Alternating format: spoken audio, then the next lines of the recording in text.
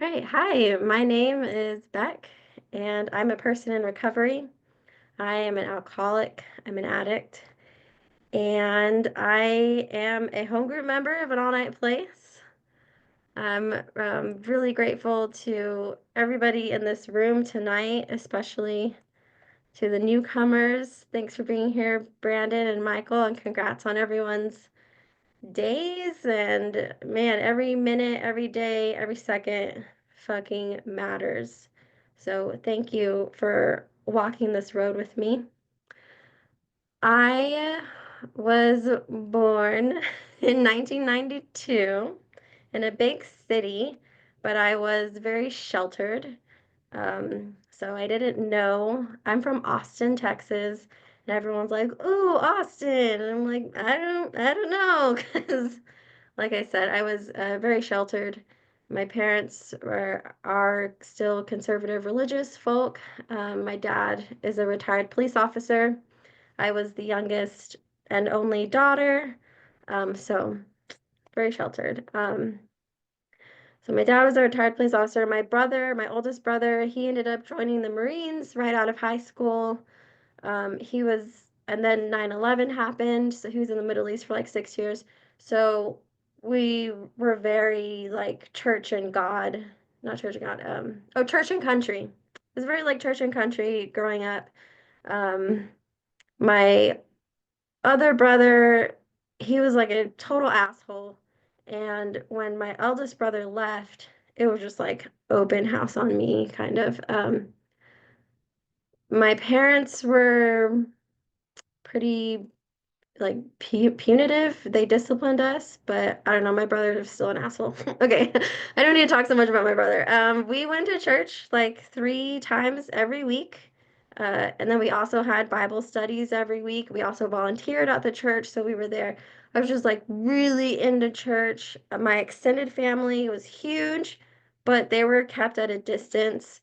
Um, I was a band nerd from middle school to high school. Um, I was a straight A student, super active in the church. Like I said, some of my earliest memories, it's really poor. I have really poor memory of my youth. But when I do try and think of my earliest memories, all I can remember is like being disciplined and and like being afraid of my parents or doing something wrong. Um, my brother too, he was mean. But then I also have these memories of like church camp, and that was always fun, and like being at church. And then there's like the behind the scene memories of like rushing to get there, and we got to be on time, and like rah, like I don't know, it's really um, very contrasting memories that come to mind.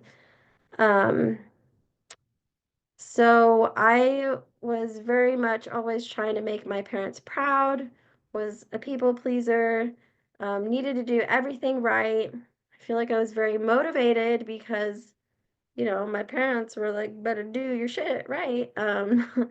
I do remember really enjoying like leading kids worship because we do like movements and we move our bodies, and that was a lot of fun. I always chose the dance class at church camp. I remember doing a talent show in elementary school, and then when I guess I hit puberty and my body developed, then it was like you gotta hide your body, and it was very like I feel like I kind of like stopped moving or expressing myself more in like middle school, high school. Um, my early experiences and family dynamics, we prayed. It was very gaudy. Got like just nothing really mattered as long as I was obeying my parents and obeying God. And I think I did that pretty well growing up in home. And the only examples I had of drinking um, were was my extended family at like weddings or um, funerals or reunions, birthday parties. they would get drunk and they looked like they're having a pretty good time, but it was yeah, it was like, oh man, oh, there's the drunk uncle, and um I don't know, it was just like bad. I also had this feeling that my assumption that my cousins were like doing drugs and crime, but like honestly, I don't. And now that I'm an adult, like I don't. Maybe they were like smoking pot, but I don't know. Like I don't think anything was really that serious that I thought it was. And so, I don't know. That's kind of my first experience with like alcohol and drugs. Was just like, oh, don't do that.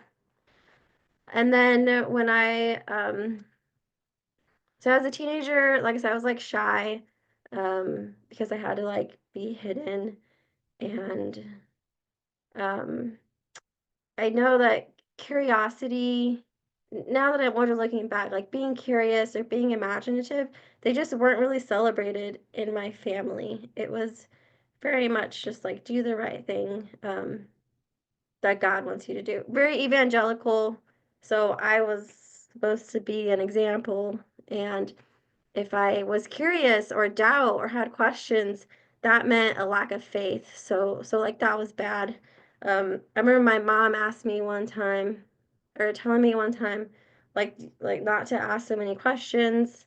Um, that like that mind's gonna get you into trouble, or like something weird like that. I don't know. It was awkward, but that's just all I knew.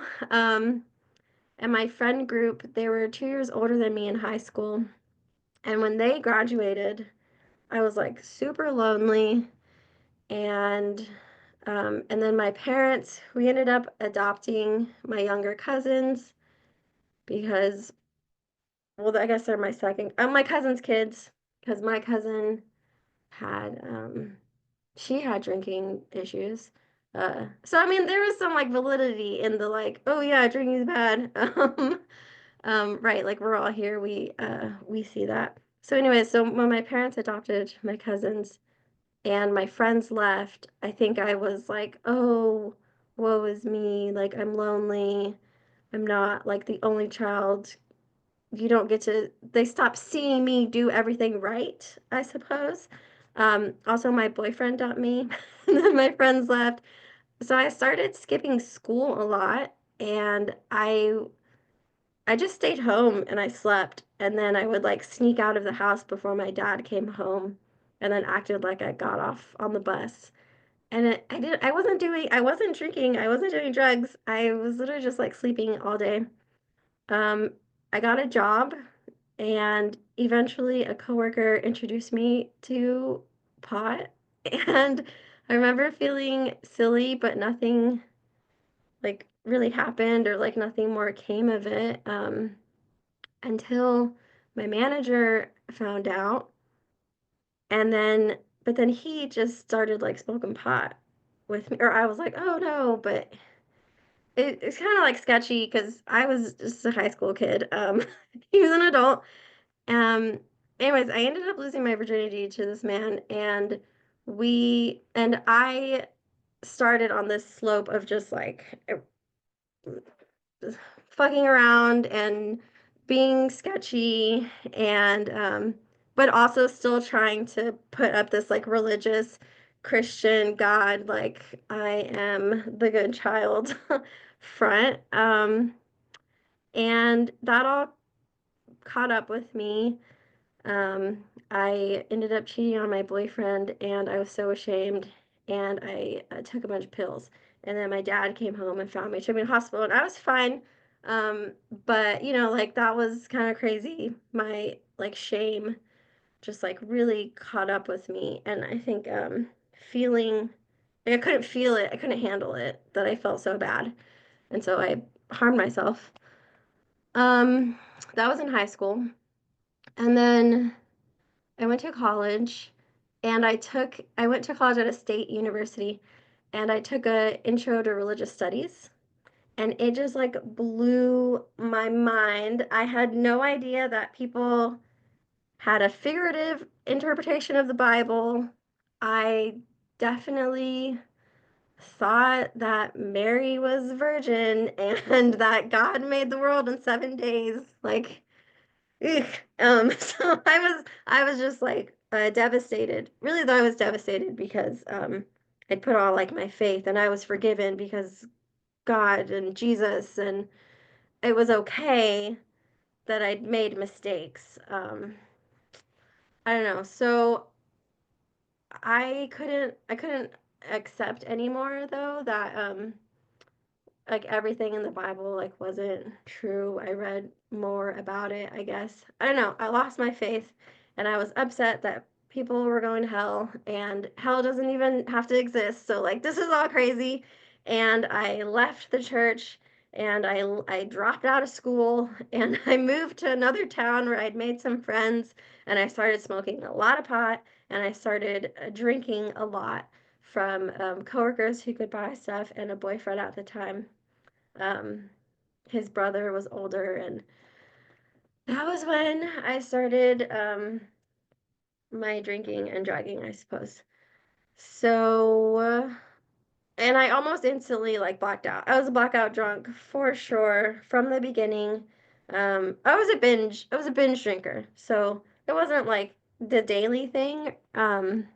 Just binge drinking and but it was like pretty bad. It was a social curiosity escape, like all of the things. Someone once said that their drinking, it was like an enhancer, and it was like whatever the feeling, joy, sadness, like excitement, newness, they drank to enhance, and that was definitely me.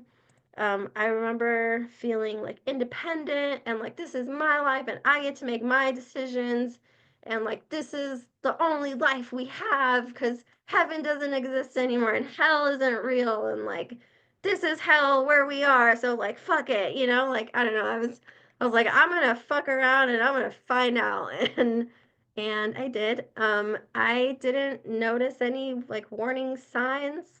I thought I justified my drinking and it was just pot at the time. So I was like, it's just pot. Like, I'm not like a drug addict, whatever. And drinking, like, everybody drinks, everyone gets fucked up. I'm young. No one's like, I haven't killed anybody. I'm not hurting anybody. Um, just like those kinds of things. And I had people worry about me. My boyfriend, um, he was worried, but I wouldn't listen. And he like never drank. He smoked pot with me, but he never ever did drink. Um, Eventually I became a mom. Following the story like this is just so like cringe. Like, oh, I drank a lot and then became a mom. But yeah, that's what happened. And I moved to Memphis with my boyfriend and our son, and we moved to SoCal. And so like we did some traveling. It was fun. I was not drinking too much. It was like a binge thing. And then one night, um, I blacked out and I attacked my partner, my baby daddy, if you will. And luckily he's stronger than me, so I didn't harm him. But when I was like trying to choke him out or something, and when I came to the next morning, he was like, "You better stop, or I'm taking our son, and like we're not going to see you again." And I was like, "Okay, okay, okay." So like I can calm down. Um, and I guess I did. I was just getting high. I was then just smoking pot, like even way more. Um, but at least I wasn't attacking anyone while I was smoking pot or like losing or just totally blacking out. But I was still definitely, I wasn't as present or as fully me as I could have been. Um, so let's see. When drinking began to take over my life again, was probably when my my co so my partner at the time, my son's father, we eventually split up because um for just like a lot of reasons, not specifically the drinking. Um but I mean, I know he didn't like it. But when we did split up and I got my own place, I was like super drinking a lot. Oh, even before I got my own place, we split up and but we were still living together, raising our son, and I would like go, I'd put the kid to bed and then I'd be out all night drinking and partying. And then when I did, and he would like take videos of me and like recordings of me when I would come home and just be totally like blacked out. And there was one night where I was like trying to leave again, and he took the keys, and like our kid woke up and was just like scared. But then I don't even like remember all this. It's just like awful, like scary home recordings. And that still didn't stop me. I was like, well, I'm just gonna get my own place then. So I did that, and um, that was when I started yeah, just like drinking and driving. I thought that like I earned it. I had my own job. I could afford my own place. I'm gonna do whatever the fuck I want to do. COVID happened and I got introduced to cocaine. And so then I started snorting a lot of coke. And I thought I was bad shit because I could afford my drug habit and my drinking habit. And so eventually I during like the few years that I was living on my own, I had experiences where I'd wake up in the middle of the night walking in a random neighborhood. I would wake up and like I'm in my car at my friend's driveway. I wake up in the middle of the night or like in the morning and my house has been trashed, but like I didn't have a party. It was just me somehow blacking out, trashing my house. I woke up to having messages from my friends that they never want to speak to me again, and I have no idea why. My parents came to visit me once, and I like blacked out while my parents were visiting. Like, it's crazy to like that I continued this behavior thinking that it was my right and like I earned this whatever. My girlfriend left me. I had made a group of friends and we went out to a lake house once. And yeah, I woke up and it was fucking awful hearing what had happened. And a couple of those women took me to court. I had a restraining order put against me. Would show up drunk to Crush's houses. I was Oh my God. I was lying to my coworkers, my friends. I would leave my kid alone to go to the liquor store like in the middle of the night. I eventually lost my job, and those are all the like the really shitty things that happened while I was drinking and drugging.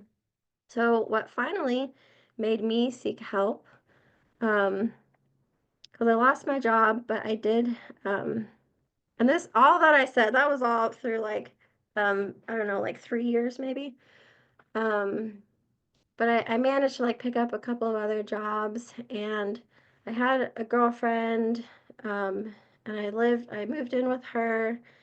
And what finally made me seek help was, um, one of the things like my partner, she's still my girlfriend now. I love her so much. I just made an amends with her today, so that was like really awesome. But um just like seeing her, the pain that I caused, um and like I kept hiding, I kept like running from it. Um okay, so what finally made me seek help, it was yeah, I would hurt her and so then I'd run away and I'd leave the house and I'd go buy drugs and I would avoid responsibility. I'd like gaslight her and myself. And I was on like a binge and I was just coked out, drunk, sleep deprived. I started hearing voices and seeing people and thought somehow that like I'd be happier on my own with these like fake people and I was gonna like make it work with my dealer or like my Coke friends and like we would just party all night and yeah, I was just it was insane. Um, but when I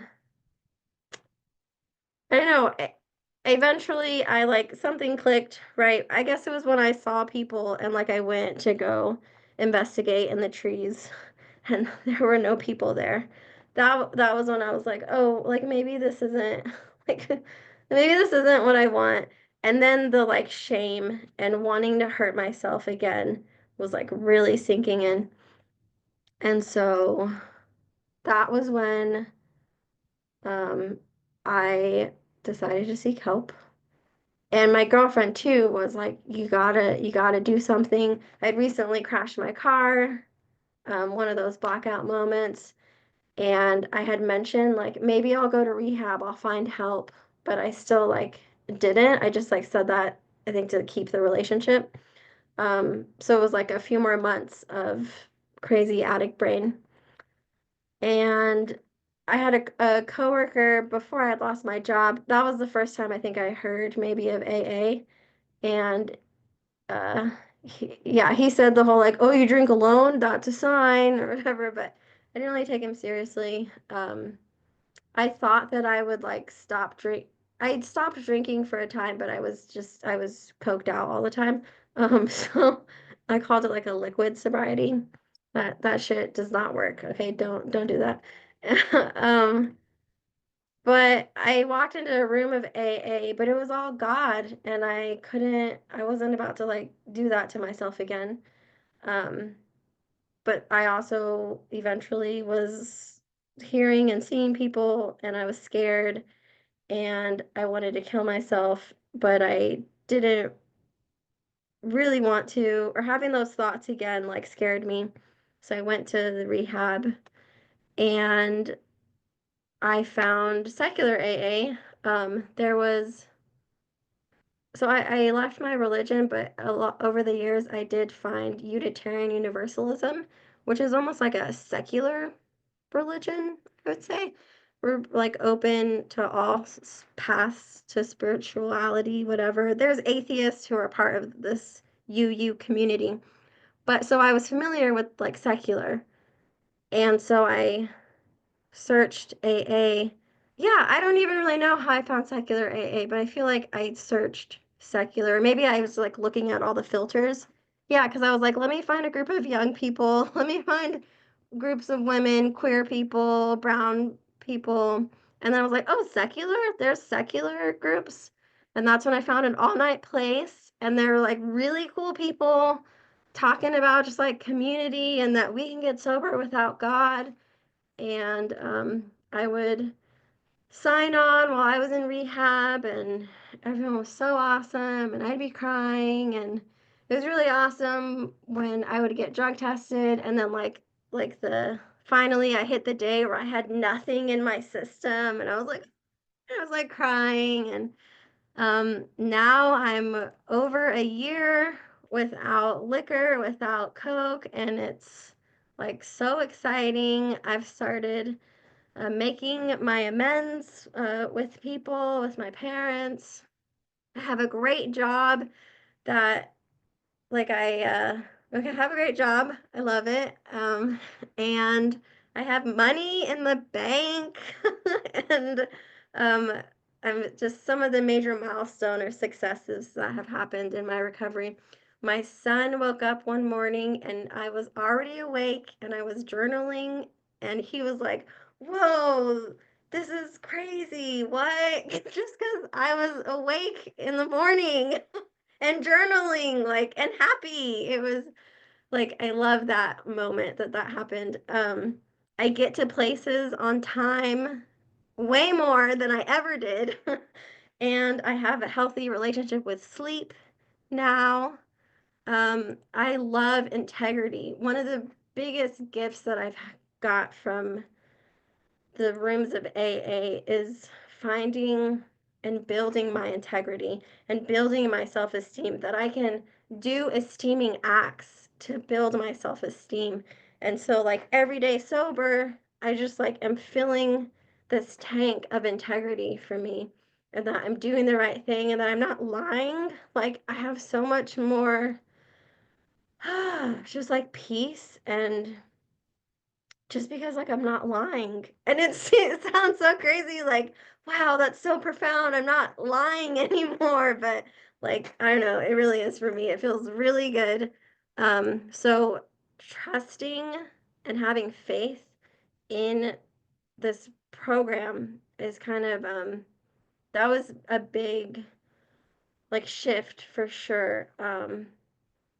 In I think the continuous sobriety. And I think what happened was because when I got out of rehab, I was 45 days sober and I relapsed. I went to the bar and I didn't tell my friend I was meeting that I had just gotten out of rehab. The bar had mocktails. So I was like, yeah, I'm just gonna get a mocktail. It's fine. Nope, I blacked out. Later, my therapist was like, how many drinks did you have? And I was like, why is that important? And she was like, just can you answer it? And I had to like count, and I got to 8, and I was like, I don't really remember after 8. And it was like, oh my, like I couldn't believe that I had had so many. Um, so that was day 45. And then I reached out to an all night place, to my WhatsApp group, and I told everyone that this was day 1 again. And like the people like responded and were there for me. And then when I woke up in the morning, I didn't want to hurt myself. I wanted to stay alive and keep going. And that was like, I was like, okay, I'm all in. Like, I don't want to die. This is amazing. um, I think was when I really was able to put more trust and faith in this program. And that, like, it's about connection, it's about community, it's about humbling myself and being honest and reaching out for help, and putting that line out, and then just amazing people reaching back has been everything. So AA and recovery has taught me about connection to this community, connection to myself, like I said when I was talking about my integrity, and connection to spirit too. It's just, I think I've allowed myself to be curious again and take this independent thought into like more beneficial for everyone. Um, Not be so like prideful and so so self-centered and self-seeking, and to let go of my resentments to my parents and my upbringing and religion, and like even capitalism. Like shit is shitty, and I can get really resentful, or I can get into like responsibility and action and doing the next right thing, and just being humble and knowing that I'm responsible for myself. I am responsible for my son and my like this little land that I'm on in this like immediate community, my home group online, and like just showing up for those things, the things that I can control. Um, and I'm so grateful that the wisdom keeps coming, and that I'm able to maintain this like being open. I mean, like, like I still like fuck up, whatever, but I haven't drank and I haven't bought any drugs, so that's pretty awesome. So, yeah, I think I'm gonna wrap it up there, because think I've touched on like what keeps me going, and it's so worth it. So just, yeah, to the newcomer, like, so it's so dumb, but it's a cliche because like it works. Just keep coming back and know that you're worth it, and that your time and your breath is worth it, and it matters. Thanks.